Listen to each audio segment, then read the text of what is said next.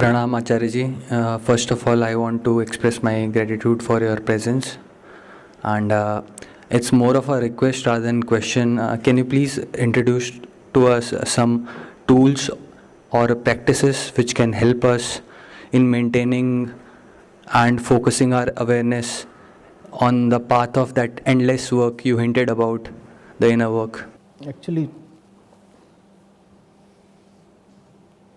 all my life I have never really used any specific definite tool, but since you have asked for it, the one that I can recommend, especially to a young person, is the question, what is going on and to whom?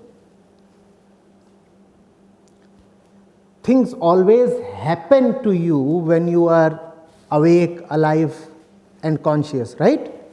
There is always something happening.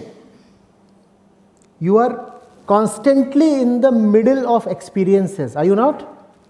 Right? Always keep asking what really is happening and who is experiencing it. That's all. And this has to be 24-hour practice.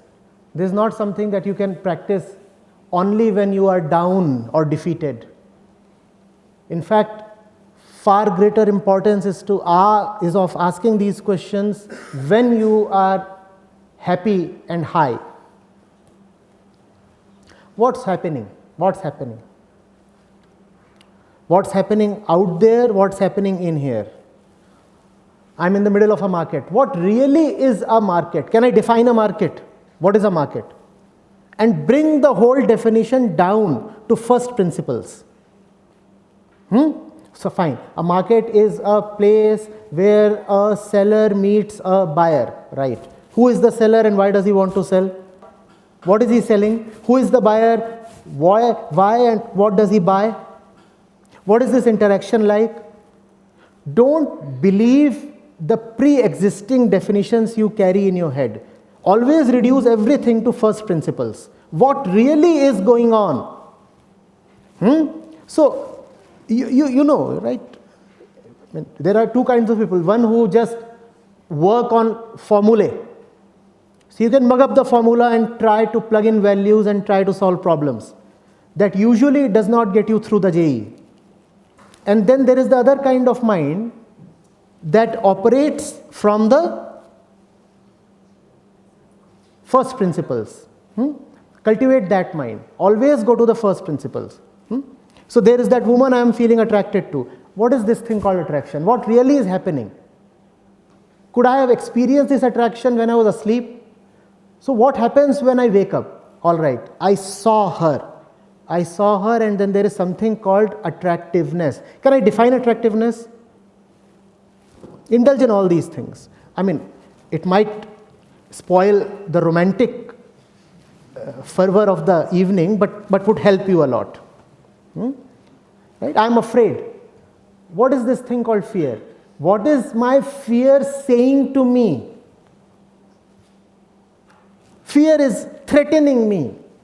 What is the threat all about? And if you can understand what fear is saying to you, you will have to answer and you will be in a position to answer. Who is the one being threatened? Have very, very curious eyes, very investigative eyes. Don't just trust what you already know. What you already know might be of value and might be of no value at all. It might actually be a big impediment in the way of understanding.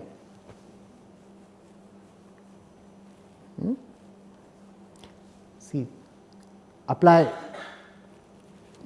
the basics. What's the harm in asking a question? If your pre-existing answer is all right, then the question and the associated scrutiny will only reinforce your confidence in your pre-existing answer. No harm done, right? But suppose for a moment that your pre-existing answers are hollow. or even junk, then that scrutiny can help you so much, right? And that attitude of inquiry must not be reserved only to an academic subject.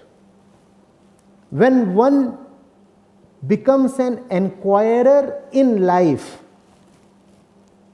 then life itself shines beautifully. All that which is not worth keeping simply drops, and great things start coming to you.